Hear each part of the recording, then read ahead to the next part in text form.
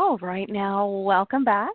We've come to the second portion of our training video. This is TD Ameritrade specific bleeding control kit training.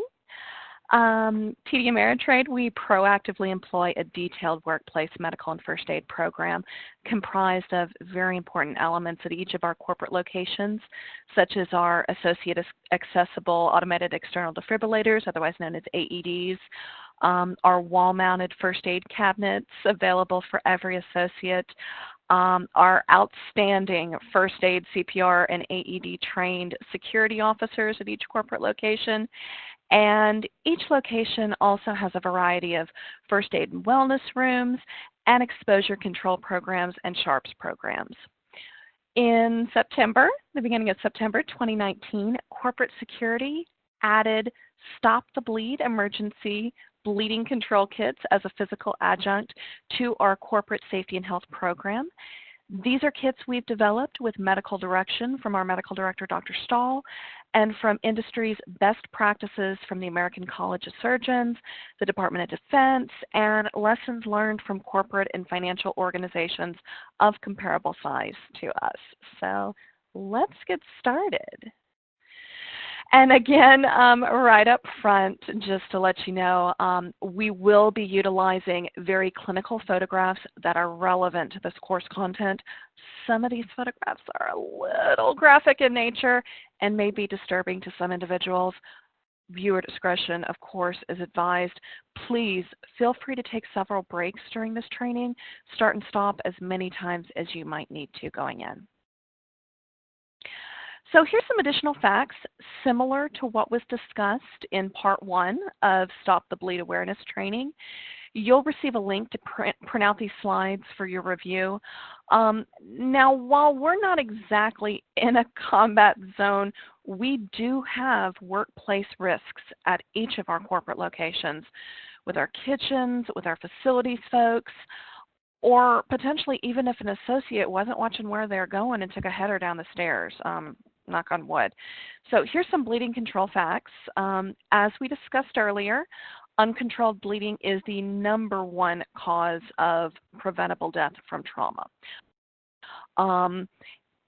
Even though about, what was the numbers? About 60,000 Americans each year die from uncontrolled bleeding. It's not too terribly common, but that's because aggressive bleeding control should absolutely be your #1 priority. In 2018, our South Lake campus hosted the nation's largest workplace active shooter exercise with 19 different public safety agencies and over 300 volunteer associates participating. And it demonstrated firsthand how responders can become quickly overwhelmed, and mock patients were unable to be attended to potentially for hours. So that's really why this training is so vitally important, and anyone can do this training. Of note, if an injury is not life-threatening, think blood pouring out of a pitcher, then direct pressure likely will work. In 99.9% of cases, you're not going to want to jump to these bleeding control kits. Direct pressure, bandages, gauze, notify our corporate security officers, guys in the green shirts, sometimes they're in the blue blazers. Reach out to them. They have an advanced basic life support trauma kit available in all of our corporate security desks, our corporate security base rooms. They can help you anytime. So you're not going to want to jump to these kits, but on that 0.1% odds that something bad happens, that's what this training is for. So let's get started. All right. Active shooter events, ASE facts. While all of our TD Ameritrade corporate locations are only minutes away from 911 responders, a person can bleed to death in under 5 minutes, and it can often take longer than that for trained medical personnel to arrive. Statistics do show that most active shooter events end in that less than 5 minutes, but it can potentially take hours for law enforcement to get in, clear a building, deem it safe for medical personnel to enter and render aid. That's what we saw with our South Lake active threat full-scale functional exercise last year. I'm not going to read some of these slides verbatim. We will make them available for you to print off to review if you're interested later on. But of note, in researching for this particular presentation, I did come across a particular study that was conducted in urban trauma centers in the state of Texas. They evaluated about, I think it was 1,026 patients who had arm and leg injuries that were admitted to the ER during a period of 2011 to 2016. What they found was in cases where a tourniquet and a bleeding control kit were used, lower mortality rates were seen. The non-tourniquet group had almost 6 times greater odds of death. So that window of time to bleeding control does matter because the human body can lose a fatal 15% of its blood volume in just mere minutes. Some great information on this slide talks about victims of civilian active shootings. 69% of injuries are the non-compressible types. So we're going to be talking chest seals. We're going to be talking what to do for head wounds, chest, armpits, groin, neck wounds. Going back to the Stop the Bleed awareness training, those armpit, groin, neck wounds, those were your junctionals.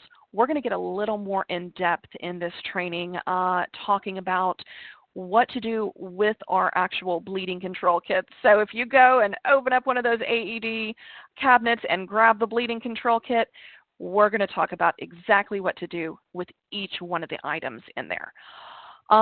Items we've got packed in these kits actually did save lives at stuff like the Boston Marathon, the Pittsburgh Tree of Life Synagogue, the Las Vegas Outdoor Festival, and the Orlando Pulse nightclub shooting. This stuff is based in science, and it absolutely does save lives. So the beginning of September 2019, each of our corporate security managers or our security site supervisors, they all received a box containing their Vacu-Seal bleeding control kits. If you go around and look at some of these, it's okay, there's a little bit of error in some of the kits, but they are all vacu-sealed. Also, each item in the kits is also vacu-sealed for sterility. And then the corporate security managers received a second box containing a bleeding control kit for their own preparedness needs and a bleeding control prop to help train you guys to do some hands-on training later on towards the end of first quarter of 2020, maybe going a little bit to quarter two. We're going to be setting up some 20-minute long training sessions, let you guys actually come in, look at these kits, practice applying the tourniquet, practice wound packing, and potentially get the opportunity to get a bleeding control, a BCON certificate of completion from the Harvard Consensus. Let me see on this slide, what we want to talk about is that if you've got any questions at any time, our corporate security managers and our security site supervisors at every one of our corporate locations has these kits, and they can answer any questions for you. So I want to put this slide up just showing you some comparable Stop the Bleed kits that are out there on the market, are commercial. You can buy one for your needs. They are a little pricier than what we were able to put together, of course, since we did buy them in bulk for our corporate locations. And also we put together items that actually exceeded even the advanced kits, the advanced Curelex, Cureplex Stop the Bleed kits. So I just want to let you know, you can absolutely put together your own kit. You can Amazon it, you can go to your local pharmacy, or you can buy a commercial kit already put together for personal or home use. So this is what our bleeding control kits look like here at TD Ameritrade. They're approximately the height of a sheet of paper and no more than about 3 inches thick. There are 2 red quick pull to open tabs at the top of either side, or the bag can simply be ripped open like a bag of chips. Each item, as I mentioned, is in its own individual vacuum-sealed manufacturer quick open package. Most of the items either don't have a manufacturer's expiration date, as long as they stay away from the elements, away from direct sunlight. We keep them sealed. Most everything states expiration date of about 10 years, just, manufacturers, end of life of product. With the exception of the chest seals. They are basically big vented gooey stickers. They are very similar to our AED pads that do periodically get replaced. Usually the integrity of AED pads remain functional far longer than any manufacturer specifications or end of life, but we do replace them to keep in line with good best practice for all of our associates at all of our locations. So those chest seals are the only item in each of these kits. They expire, I think the batch we got expires in 2024. However, as long as the integrity of the kit is good, we're simply going to order new chest seals in 4 years and then adhesive them to the kit as an addendum. Also, you're going to notice an 8-page color-coded instruction booklet. It's double-sided in both English and Spanish, and it can walk anyone through the use of each item in the kit, when to use them, and what to do next. I'm going to include a link for you guys to print that out. It's got this fun little origami folding that you can print it just on one sheet of paper, frontwards and backwards, and then fold it together as an 8-page booklet. So, in line with Stop the Bleed's recommended nationwide best practices, we've worked with our site security supervisors to have these kits placed, one in each of our wall-mounted AED cabinets, behind the red AED bag in each cabinet. We also have stickers that are now affixed to the front of each AED cabinet, noting universally that this cabinet does contain a bleeding control kit. Now, we're not putting these kits in our security officer basic life support trauma bags or the first aid wall cabinets. Studies have shown that we do want to get these kits in the public's hands, but we also don't want them to walk off either. We want folks to get in the habit of knowing to retrieve both the AED and the bleeding control kit for a bleeding emergency, just in case things go south before EMS arrival. So if you've got a copy of the kit's instruction booklet, feel free to follow along. You're going to see several colors that represent where you might find bleeding on the body. Green represents minor bleeding that cannot be stopped within 3 to 5 minutes with our corporate first aid trauma bags or our wall cabinets. So basically, green, think like a kitchen deep cut to your finger that's just not stopping. Next, you're going to see yellow. That represents those junctional wounds to the armpits, groin, neck, shoulders. Next, red is for any major bleeding. Black is for tourniquet use, and purple is how you're going to keep yourself safe, and blue is for shock. So let's talk purple. Oh no, actually, let me back up. I've forgotten my own slide. Sorry about that. Bleeding, as mentioned earlier in the Stop the Bleed awareness training, it can be from a variety of wounds. Usually capillary flow, as we talked about, it's bright red, it's oozy, it's steady, it's evenly dripping. Capillary, you're not going to see more than a very small cup of blood. Capillary blood is definitely always stopped with direct pressure from our regular old first aid kits and some gauze and some Band-Aids from our wall cabinets. 99.9% of cuts in the workplace involve just very small amounts of blood. Punctures, abrasions, minor lacerations, little incisions. These things, you are not going to jump to a Stop the Bleed kit if you can stop bleeding with a simple Band-Aid or just a real simple gauze roll. Now, you're going to note, though, that facial or scalp injuries They tend to bleed like crazy, and it's perfectly normal that those guys do. The head is very vascular. Your skull is very close to the skin with veins and arteries in between. So if there's bleeding from the head, direct pressure is always going to be your answer. Nothing in this kit is going to fix bleeding from the head. So nosebleeds, those can be fixed by simple gauze or a tissue. They're always going to look like a ton of blood with a nosebleed, but they are not as much as you think. That's simple. Have the person sit down, lean forward, not back. Have them lean forward and use their own index finger and thumb and instruct them to pinch their own nostrils shut for a minimum of 20 minutes. Actually time it for them. Don't stick anything up the nostrils. Don't look to see if it's stopped bleeding after about 5 minutes. And don't lean their head back. All nosebleeds eventually stop. But if you see a steadier flow, more than a cupful of darker blood, that's usually going to be when you jump to this kit. Security officer judgment call there, of course. Always reach out to security. 500-911. Reach out, let someone know. But what we're talking about here is usually deep cuts, punctures, and of course, anytime you see an amputation, an avulsion, deep holes, stab wounds, bullet wounds, or any kind of bright red spurting blood, that is when you're going to grab this kit. So, first item in the bleeding control kit, 2 pairs of latex-free gloves. Put them on for your safety. I recommend putting on both pairs if you need them.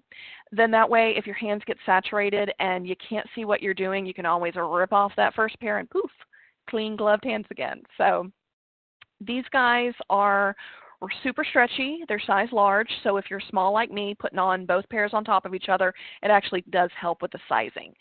And as mentioned, they are latex-free and powder-free, so they're not going to excavate if someone happens to have an unknown latex allergy.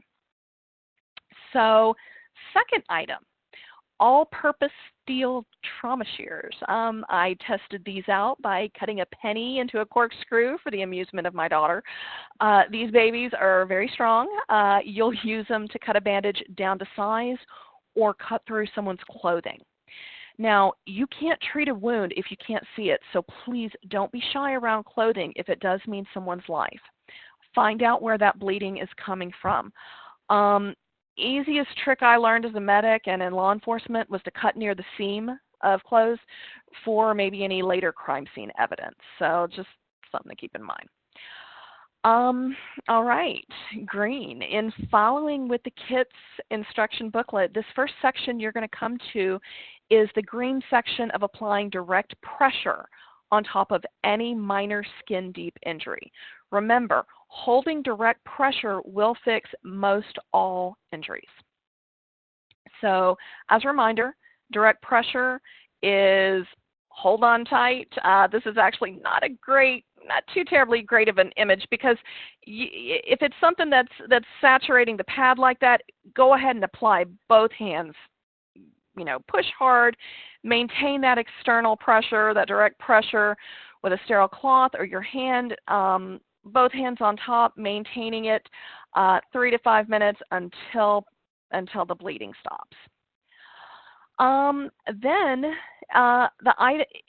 if potentially the items in our local corporate first aid trauma bags or our wall-mounted first aid cabinets, if those don't work to stop the flow of dark red venous bleeding, you want to go ahead and reach for the bleeding control kit's stretchy gauze rolls. Go ahead and wrap it over and on top of anything sterile you first applied. Like, let's say you got a Band-Aid or a gauze 4x4 pad from the security trauma bag. But if there's something unsterile on top of it, like if you see the person come to you holding a Kleenex or a paper towel that's just dripping from their wound, you want to go ahead and remove that. Wipe any blood away so you can see the wound. Then place a sterile pad from the security's trauma bag if you need. And if direct pressure doesn't work after a few minutes, go ahead and wrap this kit's gauze roll over and on top of. Make sure it's not too tight, that they can still wiggle their fingers and all their toes. Make sure you can get a finger or two under the gauze, and then send them on their way to either the local ER or urgent care. Don't let associates drive themselves. Definitely get HR involvement per our usual corporate protocols. Now, I'm going to touch very briefly on pressure points, because if you're not trained, there's not too terribly much to discuss here. But if you are knowledgeable, you're free to attempt a spot that might help curtail blood flow. I'm going to recommend, though, you go ahead and just wrap them up, apply pressure for that 3 to 5 minutes, have the person elevate it, and send them on their way to the ER or local urgent care. So next item we have in the bleeding control kit is if that person comes to you with a t-shirt, a paper towel, napkins, toilet paper, Kleenex, and there is a ton of blood dripping. When you go ahead and take that non-sterile dressing off, reach for the clotting sponge in the kit. It works on contact to stop bleeding instantly, and let me tell you, this stuff works too. For relatively superficial knife cuts, or someone got hit by a heavy object or split their skin, this clotting sponge, it's going to work. You tear open the package, you take it out, and place it directly on top of the wound. Then wrap that stretchy gauze roll on top of it and hold pressure for 3 to 5 minutes. This stuff works great. For those of you who are knowledgeable, you know about key locks or hemostatic crystals. This sponge is the exact same thing. The reason we here at TD Ameritrade went with the sponge instead of the sprinkle key locks package is because with key locks, you got to pour powder directly into a wound. That powder can spill, it can be blown off, it can clump together and not actually get down deep into the wound at all. Zeolite is actually impregnated into this sponge and it drips into the wound to help stop the bleed. Now, just FYI, if you're reaching this point, it's going to hurt. Person's going to yell. They're going to say, "You're hurting me." Tough. Suck it up. We got to stop their bleeding. Bleeding out a wound is not a natural process, and blood for the most part belongs in our bodies. Put that sponge on, hold pressure, wrap over it, secure it with tape if you need, but continue to hold pressure for 3 to 5 minutes. Now, if you've done all that, and they're continuing to bleed, we got another stronger bandage than that stretchy gauze roll. This is called an IBD, Israeli Battle Dressing. It's a 3-layer sterile dressing pad that can go right over or on top of whatever previous sterile dressing you've applied earlier. And remember, if you've previously applied a sterile pad or gauze or sponge or roll or whatever, you can just wrap this one right on top of. Just keep adding more to add more pressure to stop the bleed. The IBD has a ratchet bar that allows you to secure the bandage dressing tightly instead of using tape or a knot. The following slide, it shows you how. I recommend you get familiar with the instructions of how to apply an IBD. It rolls on very similar to a stretchy ACE bandage. You just secure it to the clip and you're done. It's very secure and can be used in a variety of ways. Feel free to Google some videos on the IBD use. I've seen some creative ways of using the IBD out in the field as a medic. Some pretty interesting methods. And just remember though, just because the kit contains something doesn't mean you have to use it. These are only tools at your disposal that you might want to use in an instance of severe bleeding. Use only what's necessary to stop any bleeding and get that person to further medical care. So next, we're going to talk about areas you just can't wrap over. Wounds to the armpit, the groin, the neck, the shoulders, those junctionals. Those are pretty hard to bandage. You can still use everything we've discussed earlier, that gauze roll, the sponge, the IBD, but these type of penetrating wounds, we're talking about elevated stuff like gunshots or stab wounds here. You're going to need to pack the wound and fast. The bleeding control kit contains vacuum-packed sterile gauze and a whole lot of it. It looks like a tiny little square, but it actually expands out to about 4 yards. You tear open that package and start shoving it down deep into that wound and keep on going until you absolutely can't shove any more in there. Then you bunch up the rest of it in your hand and hold intense pressure over on top of the wound. So here, going back to that, our first awareness training, talking about when should I pack a wound. Not always necessary, of course. Direct pressure, always go to direct pressure as you start to get the routine here. We are emphasizing direct pressure, always. But if that doesn't work, start packing that wound in the junctionals. Lower abdomen, groin, your armpits, lower, your extremities, your arms, your legs, if you absolutely need to. Now this stuff, I know that picture looks horrible, but this stuff, it hurts. They're going to scream. Too bad. You just push down harder with more pressure and get that blood flow slowed. Yellow, that color's intentional, guys. It is danger zone time here. So wound packing, you pack the gauze in and keep packing and packing and packing and packing.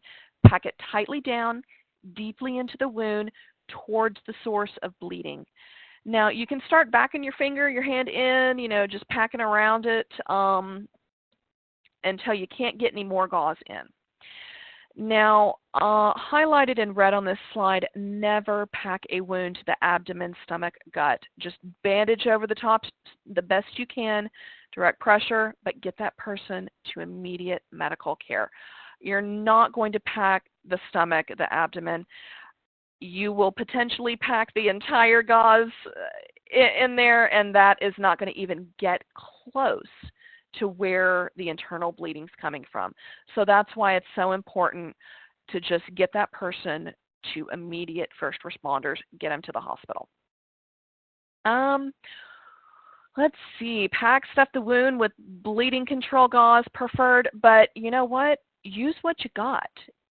Plain gauze is fine, or a clean cloth. I love this slide here. This shirt can save a life, absolutely. Wound packing, as I mentioned, it is going to hurt. They're going to scream. Use whatever you can to stop the flow. Sterile, obviously, is best, but like the shirt says, it can totally save a life. Now, hemostatic gauze, it is a commercially available product.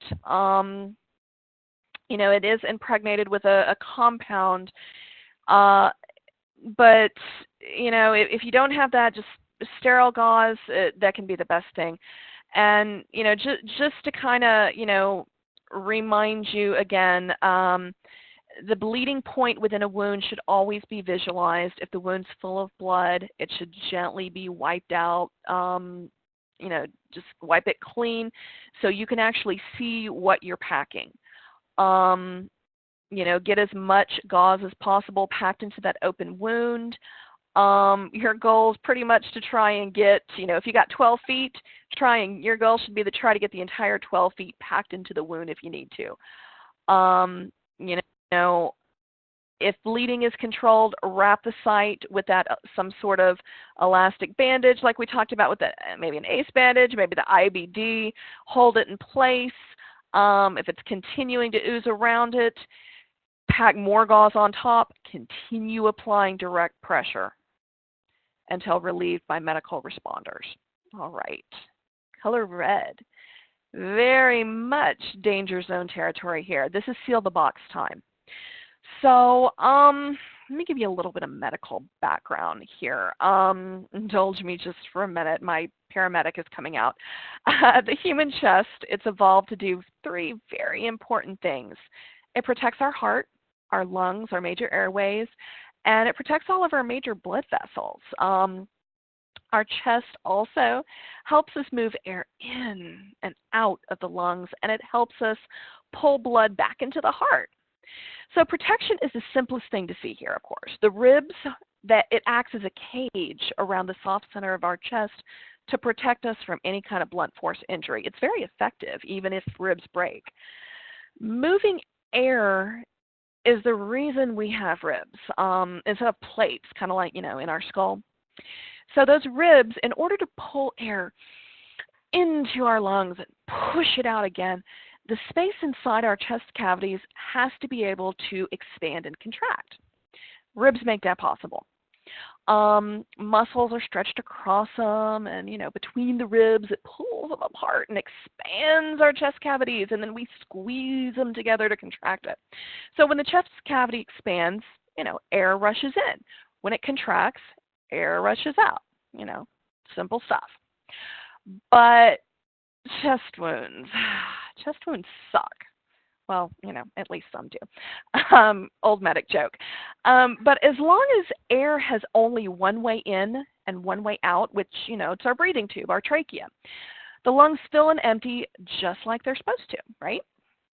But when there's a new hole, when air is pulled in there as well as into our trachea, when air is sucked in through a hole in the chest, that's called a sucking chest wound. Only way to fix that is to seal the hole with a chest seal. It's also very useful to have a way for air that might be trapped in your chest to escape. Otherwise the cure for a sucking chest wound, stopping that air movement, which leads to trapped air putting pressure on our lungs. That's called a pneumothorax. To fix that problem, there are some commercially available chest seals that come with vents to allow air to escape. The Halo chest seal, I think it was one of the very first chest seals made commercially. It was one of those simple, no frills, works easy. It's basically a big sterile piece of plastic with an adhesive backing. To use it, you simply clean the wound. Basically, you just wipe blood off and any dirt to make sure the adhesive's going to stick, and you stick the chest seal right on top of it. Easy peasy. So along comes the high vent chest seal. The high fin vent chest seal. Because some folks kind of didn't like the idea of having to line up the chimney during a gun battle. Some different types of chest seals, they were invented. The seals that we have don't have to be perfectly positioned.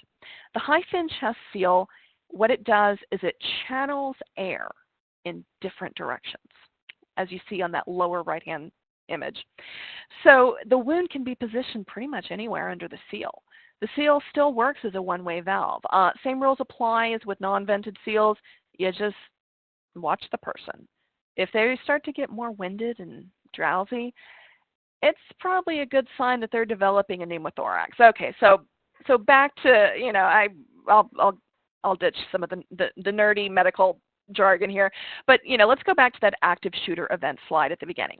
Remember, I mentioned that 69% of active shooter injuries are actually non-compressible wounds from the head, the chest, the armpits, the groin, and neck wounds.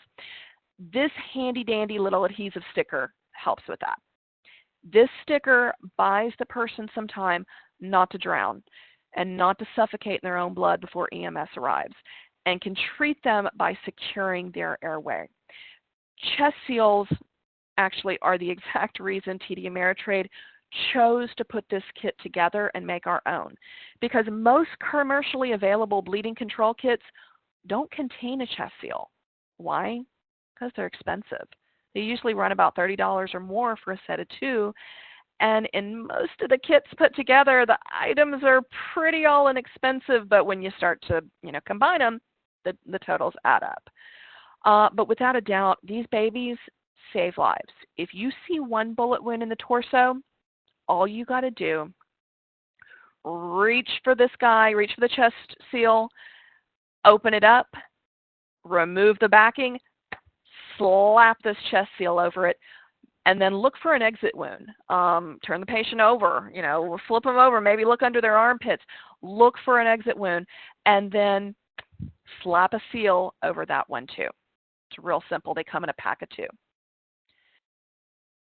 All right, tourniquet training time, fun. Our security managers all also received a separate Ziploc baggie in their training kit boxes with an extra cat tourniquet, for training everyone for those 20-minute training sessions we're going to be scheduling at each of our corporate locations. We've encouraged them to go ahead, open it up, play along with the video. And if you've got a tourniquet at home or you keep one in your bag, keep one in your purse, you are totally ahead of the game. But we're also making this video available through YouTube if you want to get this information at home, or if you want to, you know of one to play around with. But I do want to mention, please don't apply these on yourself, on your spouse, on your kids, on your pet. Test it out on a stuffed animal maybe, because these are the real thing, and you could potentially do some nerve damage unless someone is actually in an emergency bleeding situation. So that's that's kind of our disclaimer here. But if you're not familiar, what's a tourniquet? Tourniquet's a device that basically just applies pressure to a limb or an extremity so as to limit but not necessarily stop the flow of blood. It can be used in emergencies. It's used in surgery. They also use them in post-op rehabilitation. A simple tourniquet can potentially be made from a stick and a rope, but we're going to talk about that here in just a second. So what did we go with for TD Ameritrade? We went with the combat application, the CAT. The CATs in our bleeding control kits, they don't expire, but manufacturers do say that, keep it out of the sunlight, keep it in a sterile environment. End of life for each of the generations is what they call them, is about 10 years. So, that's the data manufacturer. But with proper storage and, potentially pre-mission inspection, they should still be good to go. So, also called a TQ, combat application tourniquet. They're the NAR, North American Resources, North American Rescue. They're the exclusive manufacturer of this particular tourniquet. The CAT utilizes a durable windlass, W-I-N-D-L-A-S-S. It also has a hook and loop windlass retention strap. It secures that windlass to maintain pressure, avoiding the use of any screws or clips, which some commercial tourniquets do use. You'll notice NAR's signature red tip, the elliptical tab. It just provides additional clues during application, and these are designed to perform in all weather conditions. So, I'll let you take a look at the slide there.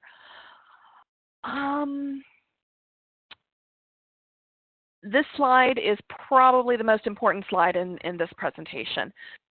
Please feel free, start this presentation, review over this slide several times if you haven't tried attempting a tourniquet before. And I can't stress enough, don't apply it on yourself, don't do it on your spouse, your kid, your dog. TD Ameritrade has made available props to practice on. When we set up those training opportunities for you, you'll be able to get in with our corporate security officers, do this hands-on on our bleeding control props. But a little bit, going through this slide, you want to do 2 to 3 fingers above the injury, or consider placing it. Now, some of y'all might have some ex-military expertise. In the military, they do teach high and tight. They tell you if you've got like a wound, let's say on your wrist, you got an amputation on your wrist. I know the Marines, they do teach, okay, well, you want to go ahead and apply the tourniquet all the way up under the armpit. There's pros and cons to that. High and tight, the idea you can stop the bleed higher, closer to the heart. As a paramedic in the United States, we're taught that you might potentially need to consider placing a second tourniquet. So that's why we only go about 2 to 3 fingers above, because we want the ability to place a second tourniquet a little higher up. So pros and cons here, go with your training, go with your gut. Check for any obstructions, look for, potentially stuff in pockets. slide, check for that, use the scissors if you need to cut some clothing to be able to see. And then you just slide the tourniquet over the injured arm and leg. Don't ever apply over a joint. And then in the right spot, pull that band tight. And then go ahead, twist that rod with the goal to get it tight enough to stop the bleed. Lock the windlass into place in that buckle. And then if you still feel a pulse, tighten the rod or consider applying that second tourniquet. Secure it with the Velcro time strap and write the time of application. So pretty simple. I love this slide. It shows, just in a couple of quick, easy images. Also, the kits do contain a permanent black marker to be able to write the time. So wrap, wind, secure, time. To reiterate, 2 tourniquets absolutely can be used. Whenever a tourniquet is being applied to an extremity for hemorrhage control, it should be made tight enough to completely obliterate that distal pulse. You should not feel a pulse at their radials or their pedal pulse on their foot at all. This is to ensure no blood's getting past the tourniquet and into the extremity. There's a couple of important reasons for this. First, if blood's able to get beyond the tourniquet, they're going to continue to bleed, thus, kind of defeating the purpose of applying it in the first place. But second, if the tourniquet's not tight enough to act as an obstruction to arterial blood inflow, it's more than likely going to serve as an obstruction to venous outflow. This, I know it's some geeky medical stuff, but this actually increases the likelihood of developing compartment syndrome in an injury, potentially resulting in muscle and nerve damage. So if you don't apply it properly, you're doing more harm than good. That's why this training is so important. In the majority of cases, the application of one tourniquet, it's usually going to work. It's going to control the bleed. There are instances, though, where one tourniquet's been placed and tightened as much as possible. It's just still not adequate enough. These situations do tend to occur when the wound is on the lower extremity on your leg and when the tourniquet's been applied to the thigh. That's when you need to use 2. So just place that second tourniquet above and adjacent to the first tourniquet. Tighten it as necessary until bleeding stops. Now, for many decades, and I admit I'm guilty too, first aid classes were taught that whenever a tourniquet was applied to an extremity, the tourniquet should be loosened every 15 to 20 minutes to allow blood to return to the arm or leg. This thinking is outdated. We don't do that, as one would guess now. The result of loosening a tourniquet is that the victim might begin to bleed again. Early on in the war in Afghanistan and Iraq, the military was recommending this practice of periodic loosening. But after nearly causing the death of several soldiers from gradual exsanguination, the military, the U.S. Department of Defense, changed its practice. So the current recommendation is that once a tourniquet's applied and tightened, it should never be loosened or removed until the source of the hemorrhage can be controlled by some other means by a physician in the hospital. So put it on, tighten it, leave it. Fill in the blanks time. A tourniquet should only be used as a blank. I'll give you a second on that one. Tourniquet should only be used as a blank. Now, if you thought to yourself, last resort, we need to keep training. Tourniquets have been around since the Middle Ages, and they have saved countless lives. However, there's a lot of confusion surrounding them. You're not going to die from a tourniquet. You're not automatically going to lose your arm or leg. The story that sticks out in my head is Kevin Streen. He was a Virginia Tech shooting victim.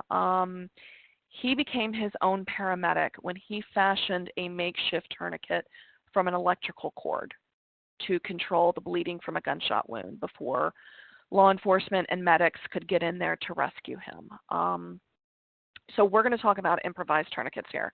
To make an improvised tourniquet, you need three things. Material, something to wrap around the extremity. You need a windlass, that's that rigid object to twist the material with. Your hands, it's just not effective to do it. And then you need a securing mechanism, something to keep that windlass from unwinding. Three simple things. Now, tourniquets that aren't wide enough, we discussed this in the portion, the awareness training and Stop the Bleed.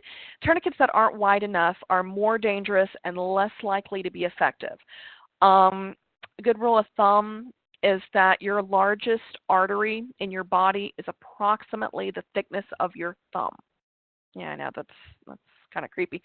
So compressing, standing on, kneeling on that limb is actually a far better option than bleeding out.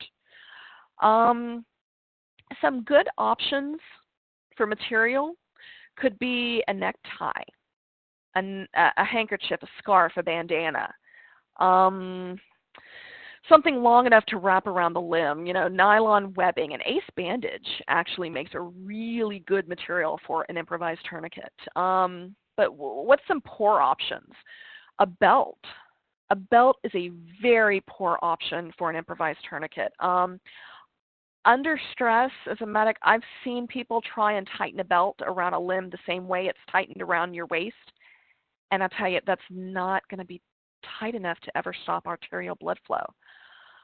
Option 2 is to use an object as a windlass to gain that mechanical advantage.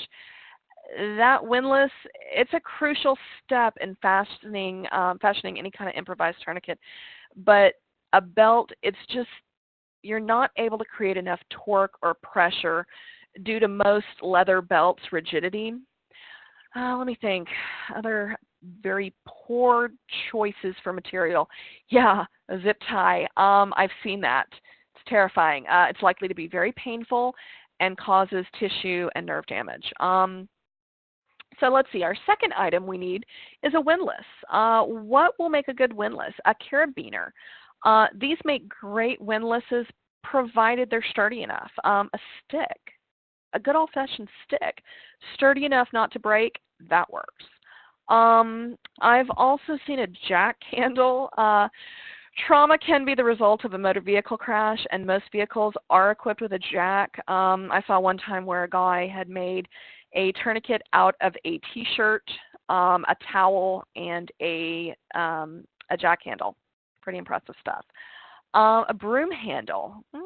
Yeah, it can work. Might need to be cut down, but it should be sturdy enough. And then I've also seen a pocket knife. However, close the blade or else you might need a tourniquet too. Poor windlass options. Don't use pencils or pens. It's frequently in the office, but they're very likely to break. And then as mentioned, hands. Don't try and rely on your hands and brute strength. It's likely to result in an ineffective tourniquet. Adding a windlass to your improvised tourniquet, it's absolutely crucial. Don't skip it.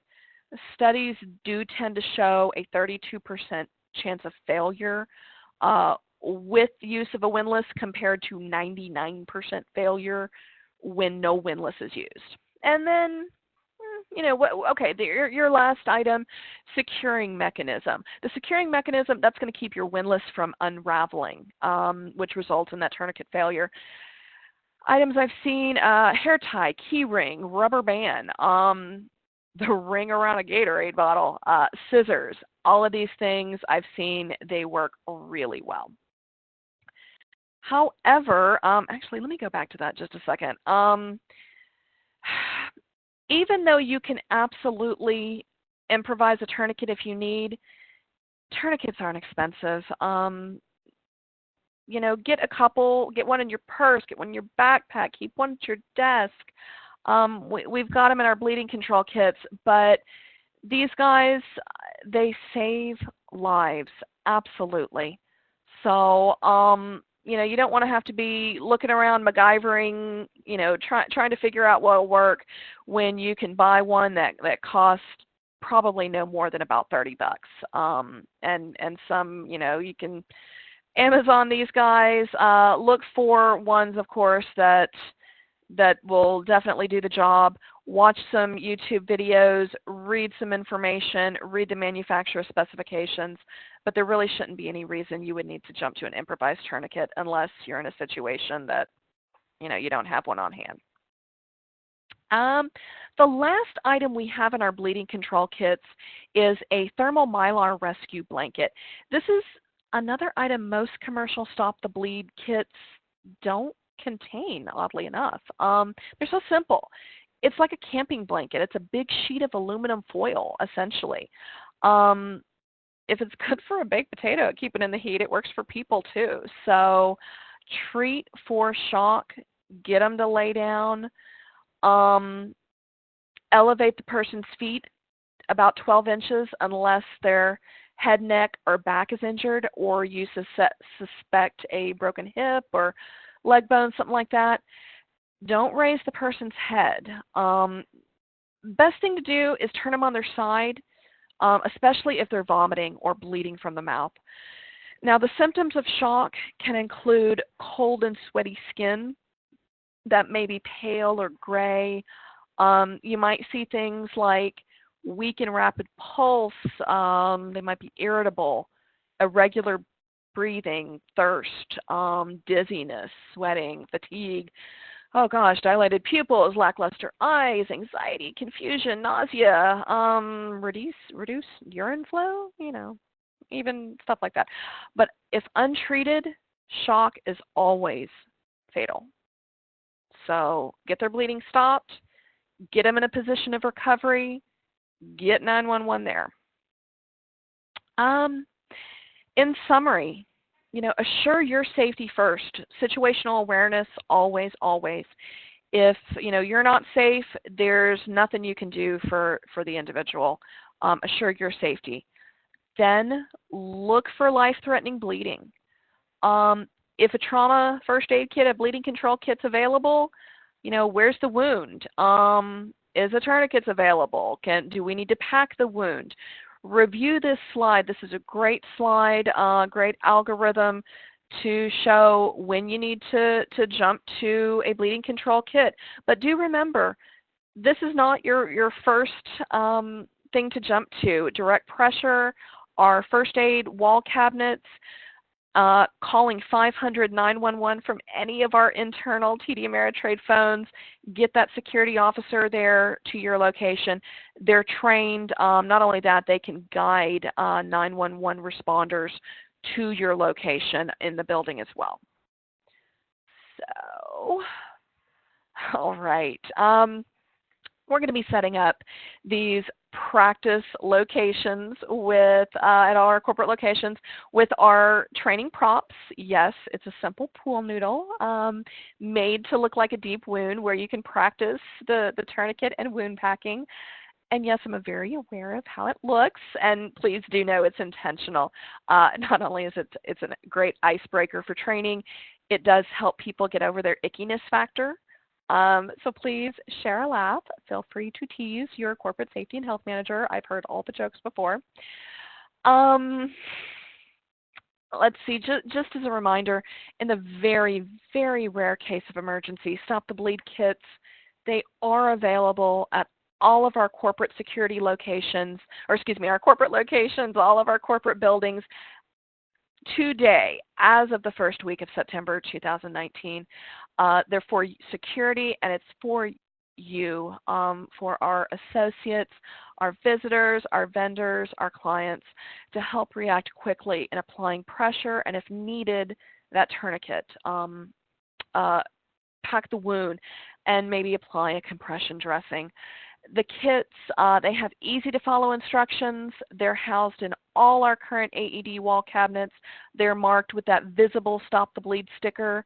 And just like AEDs are the CPR of the 21st century, these Stop the Bleed kits contain everything anyone needs to stop life-threatening bleeding and save a life.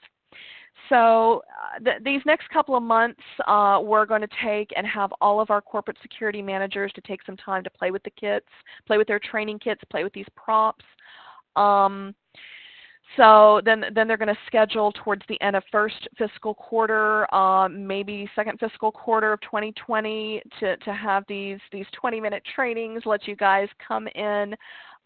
Any interested associate across the business, they'll be guided to watch this video, do that 20-minute hands-on session to become trained, knowledgeable, informed, and empowered to help with any bleeding emergency. So as we come towards the end of our training, after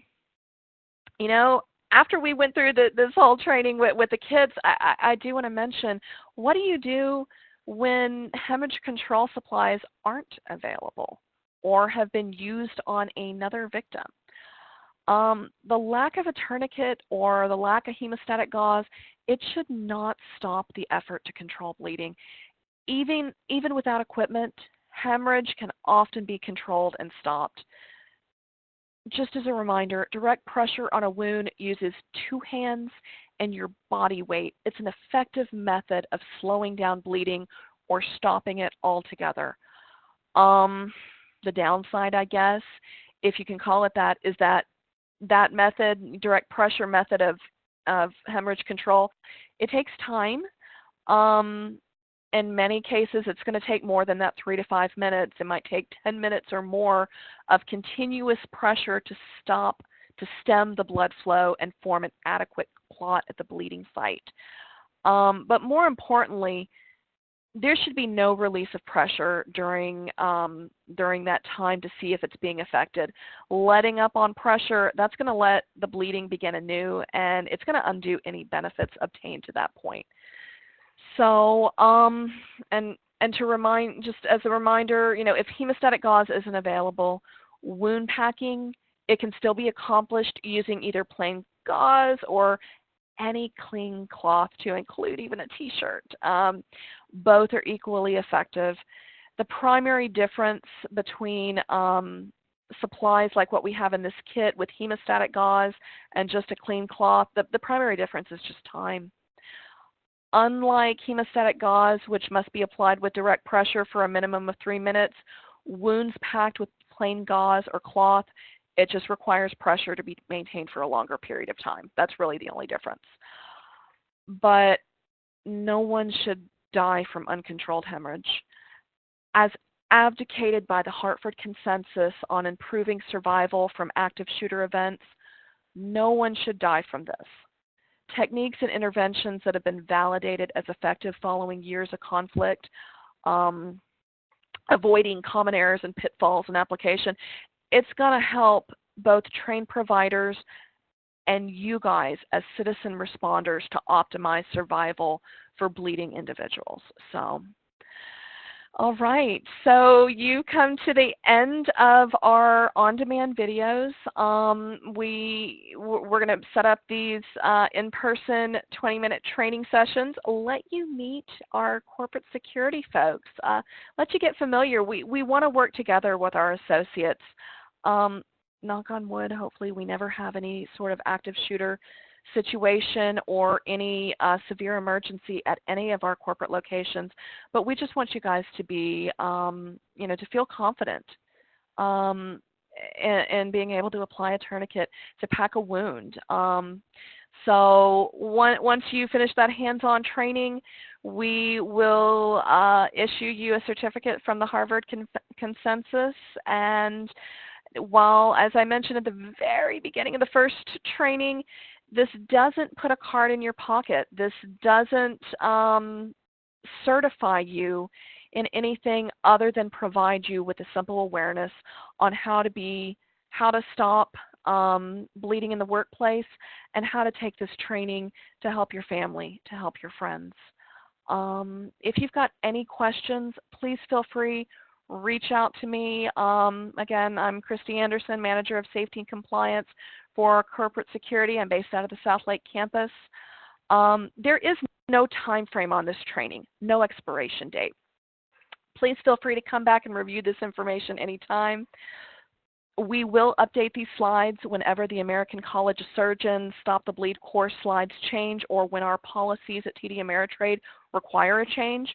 Excuse me. But please feel free to stay up to date yourself on how to stop a bleed. It may not just happen at work. It could happen anywhere, and it could save lives. Thanks for watching. I hope you enjoyed today's Stop the Bleed and Bleeding Control Kit training.